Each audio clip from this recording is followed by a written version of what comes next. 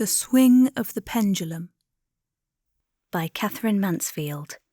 Narrated by Harry Dobby. The landlady knocked at the door. "Come in," said Viola. "There is a letter for you," said the landlady. "A special letter." She held the green envelope in a corner of her dingy apron. "Thanks." Viola, kneeling on the floor, poking at the little dusty stove, stretched out her hand. "Any answer?" "No, the messenger is gone." "Oh, all right." She did not look the landlady in the face. She was ashamed of not having paid her rent, and wondered grimly, without any hope, if the woman would begin to bluster again. "About this money owing to me," said the landlady. "Oh, the Lord, off she goes," thought Viola, turning her back on the woman and making a grimace at the stove. "It's settle, or it's go." The landlady raised her voice. She began to bawl. "I'm a landlady, I am, and a respectable woman. I'll have you know, I'll have no lice in my house, sneaking their way into the furniture and eating up everything. It's cash, or out you go before 12 o'clock tomorrow." Viola felt rather than saw the woman's gesture. She shot out her arm in a stupid, helpless way, as though a dirty pigeon had suddenly flown at her face. Filthy old beast, ugh, and the smell of her, like stale cheese and damp washing. "Very well," she answered shortly. "It's cash down or I leave tomorrow. All right, don't shout." It was extraordinary. Always before this woman came near her, she trembled in her shoes. Even the sound of those flat feet stumping up the stairs made her feel sick.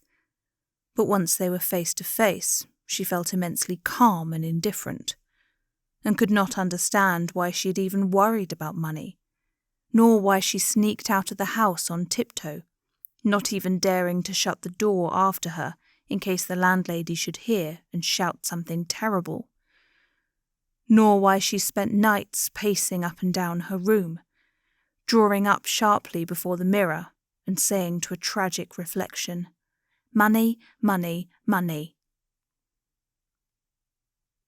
When she was alone, her poverty was like a huge dream mountain on which her feet were fast rooted, aching with the ache of the size of the thing.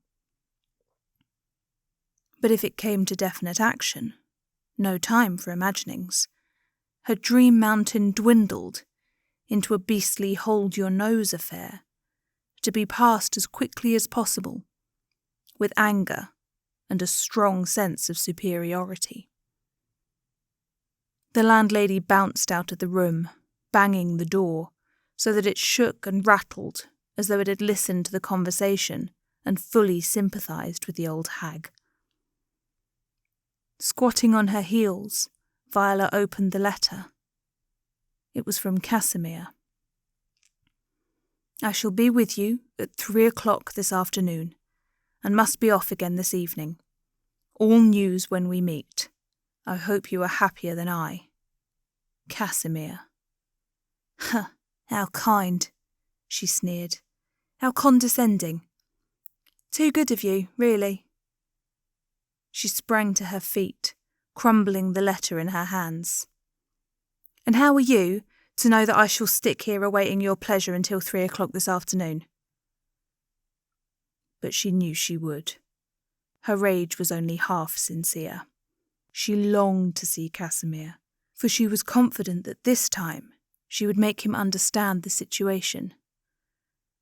"For as it is, it's intolerable, intolerable," she muttered. It was 10 o'clock in the morning of a grey day, curiously lighted by pale flashes of sunshine. Searched by these flashes, her room looked tumbled and grimed. She pulled down the window blinds, but they gave a persistent whitish glare which was just as bad.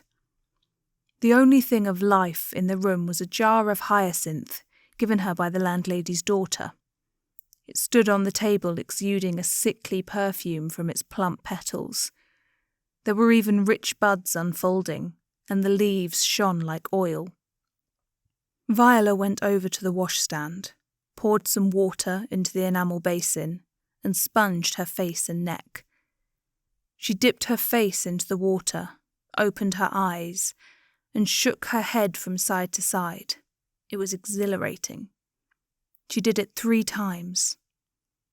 I suppose I could drown myself if I stayed under long enough, she thought. Wonder how long it takes to become unconscious.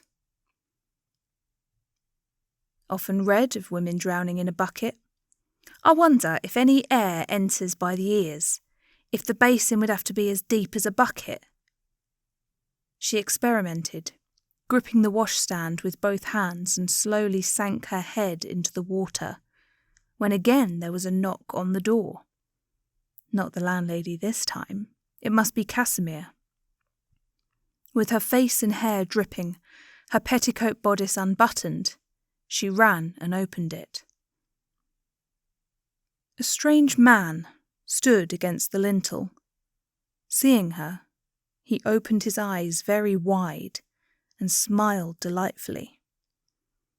Excuse me, does Fraulein Schaefer live here? No, never heard of her. His smile was so infectious, she wanted to smile too, and the water had made her feel so fresh and rosy. The strange man appeared overwhelmed with astonishment. She doesn't, he cried. She is out, you mean? No, she's not living here, answered Viola. But, pardon, one moment. He moved from the door lintel, standing squarely in front of her. He unbuttoned his great coat and drew a slip of paper from the breast pocket, smoothing it in his gloved fingers before handing it to her. Yes, that's the address right enough, but there must be a mistake in the number. So many lodging houses in this street, you know, and so big. Drops of water fell from her hair onto the paper. She burst out laughing. Oh, how dreadful I must look, one moment. She ran back to the washstand and caught up a towel. The door was still open. After all, there was nothing more to be said. Why on earth had she asked him to wait a moment? She folded the towel around her shoulders and returned to the door, suddenly grave. I'm sorry, I know no such name, in a sharp voice. Said the strange man. Sorry too. Have you been living here long? Yes, a long time. She began to close the door slowly. Well, good morning. Thanks so much. I hope I haven't been a bother. Good morning. She heard him walk down the passage and then pause, lighting a cigarette. Yes, a faint scent of delicious cigarette smoke penetrated her room. She sniffed at it, smiling again. Well, that had been a fascinating interlude. He looked so amazingly happy.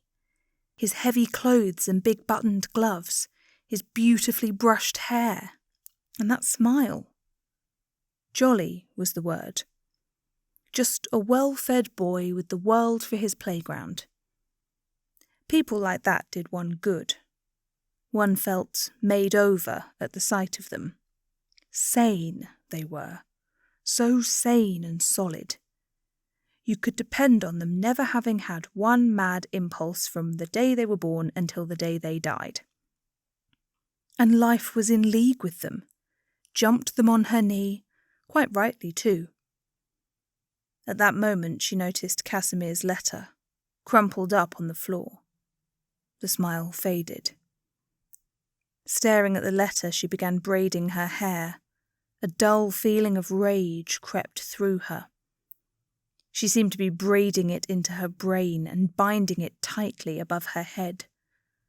Of course, that had been the mistake all along. What had? Oh, Casimir's frightful seriousness. If she had been happy when they first met, She never would have looked at him. But they had been like two patients in the same hospital ward, each finding comfort in the sickness of the other. Sweet foundation for a love episode. Misfortune had knocked their heads together. They had looked at each other, stunned with the conflict, and sympathised. I wish I could step outside the whole love affair and just judge it. Then I'd find a way out. I certainly was in love with Casimir. I will be sincere for once. She flopped down on the bed and hid her face in the pillow. I was not in love. I wanted somebody to look after me and keep me until my work began to sell. And he kept bothers with other men away. And what would have happened if he hadn't come along? I would have spent my wretched little pittance and then... Yes, that was what decided me. Thinking about that then. He was the only solution. And I believed in him then. I thought his work had only to be recognised once. And he'd roll in wealth. I thought perhaps we might be poor for a month. But he said if only he could have me, the stimulus. Funny if it wasn't so damn tragic. Exactly the contrary has happened. He hasn't had a thing published for months, neither have I. But then I didn't expect to. Yes, the truth is I'm hard and bitter, and I have neither faith nor love for unsuccessful men. I always end by despising them as I despise Casimir. I suppose it's the savage pride of the female who likes to think the man to whom she has given herself must be a very great chief indeed. But to stew in this disgusting house while Casimir scours the land in hope of finding one editorial open door is humiliating. I've changed my whole nature. I wasn't born for poverty. I only flower among really jolly people, and people who are never worried. The figure of the strange man rose before her, would not be dismissed. That was the man for me, after all is said and done. A man without a care, who'd give me everything I want and with whom I'd always feel that sense of life and of being in touch with the world. I never wanted to fight. It was thrust on me. Really.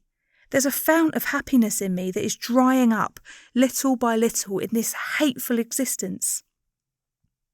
I'll be dead if this goes on, and... She stirred in the bed and flung out her arms. I want passion and love and adventure. I yearn for them. Why should I stay here and rot? I am rotting. She cried, comforting herself with the sound of her breaking voice. But if I tell Casimir all this when he comes this afternoon, and he says go, as he certainly will, that's another thing I loathe about him, he's under my thumb. What should I do then? Where should I go to? There was nowhere. I don't want to work, or carve out my own path. I want ease, and any amount of nursing in the lap of luxury. There is only one thing I'm fitted for, and that is to be a great courtesan. But she did not know how to go about it. She was frightened to go into the streets. She heard of such awful things happening to those women, men with diseases, or men who didn't pay. Besides, the idea of a strange man every night. No, that was out of the question. If I had the clothes, I would go to a really good hotel and find some wealthy man, like the strange man this morning. He would be ideal. Oh, if only I had his address. I'm sure I would fascinate him. I'd keep him laughing all day. I'd make him give me unlimited money. At the thought she grew warm and soft. She began to dream of a wonderful house and of presses full of clothes and of perfumes. She saw herself stepping into carriages, looking at the strange man with a mysterious, voluptuous glance.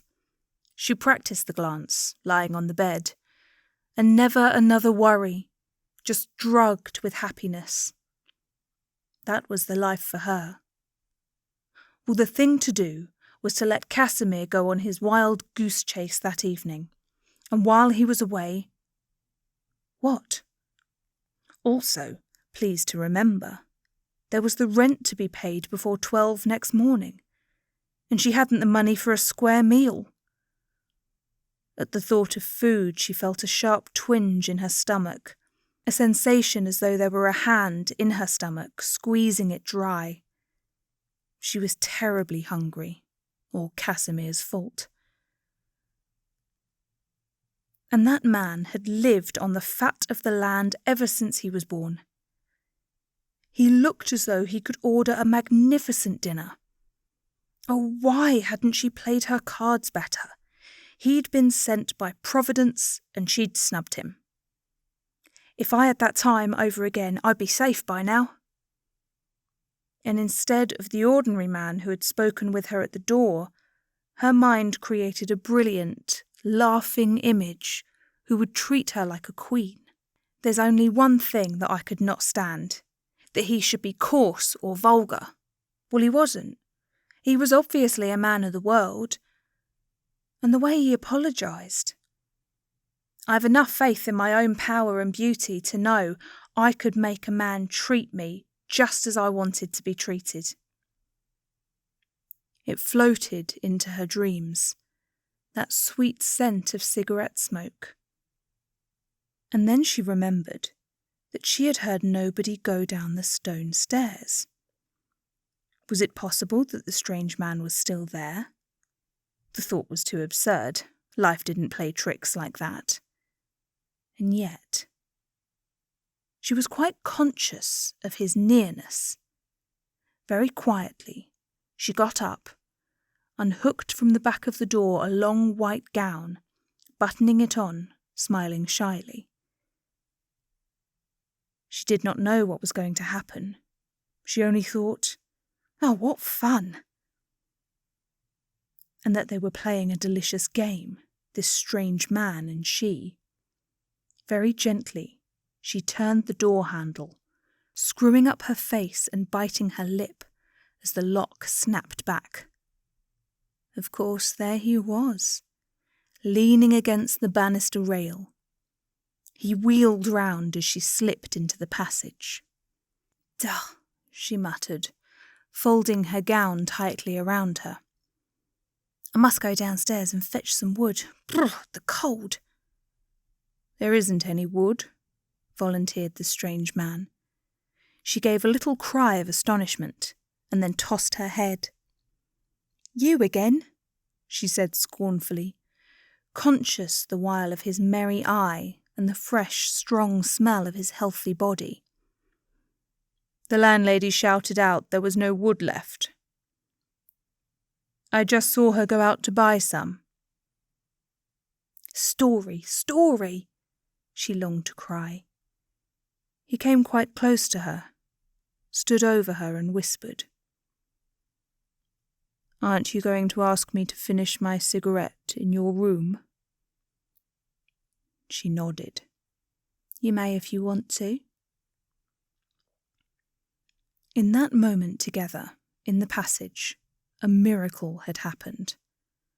Her room was quite changed. It was full of sweet light and the scent of hyacinth flowers. Even the furniture appeared different, exciting. Quick as a flash, she remembered childish parties when they had played charades, and one side had left the room and come in again to act a word. Just what she was doing now. The strange man went over to the stove and sat down in her armchair. She did not want him to talk or come near her. It was enough to see him in the room, so secure and happy. How hungry she had been for the nearness of someone like this, who knew nothing at all about her and made no demands, but just lived. Viola ran over to the table and put her arms round the jar of hyacinths. Beautiful, beautiful, she cried, burying her head in the flowers and sniffing greedily at the scent. Over the leaves she looked at the man and laughed. You are a funny little thing, he said lazily. Why, because I love flowers? I'd far rather you loved other things, said the strange man slowly. She broke off a little pink petal and smiled at it. Let me send you some flowers, said the strange man. I'll send you a roomful if you'd like them. His voice frightened her slightly. Oh no, thanks. This one is quite enough for me. No, it isn't, in a teasing voice. What a stupid remark, thought Viola, and looking at him again, he did not seem quite so jolly. She noticed that his eyes were set too closely together, and they were too small. Horrible thought that he should prove stupid. What do you do all day? She asked hastily. Nothing. Nothing at all? Why should I do anything? Oh, don't imagine for one moment that I condemn such wisdom. It only sounds too good to be true. What's that? He craned forward. What sounds too good to be true? Yes, there was no denying it. He looked silly. I suppose the searching after Fraulein Schaefer doesn't occupy all your days? Oh, no. He smiled broadly. That's very good. By Jove. No, I drive a good bit. Are you keen on horses? She nodded. Love them. You must come driving with me. I've got a fine pair of greys. Will you? Pretty I'd look perched behind greys in my one and only hat, thought she, aloud. I'd love to. Her easy acceptance pleased him. How about tomorrow? He suggested. Suppose you have lunch with me tomorrow, and I take you driving. After all, this was just a game. Yes, I'm not busy tomorrow, she said. A little pause.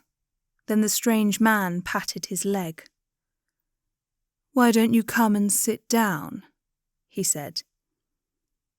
She pretended not to see and swung onto the table. Oh, I'm all right here. No, you're not. Again the teasing voice. Come and sit on my knee. Oh, no, said Viola very heartily, suddenly busy with her hair. Why not? I don't want to.